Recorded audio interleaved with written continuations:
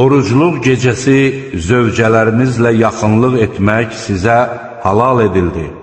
Onlar sizin üçün bir libas, siz də onlar üçün bir libassınız.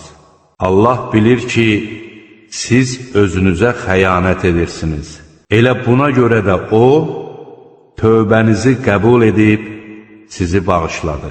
Artıq bugündən onlara yaxınlaşın və Allahın sizin üçün əzəldən müəyyən etdiyinə nail olmağa çalışın.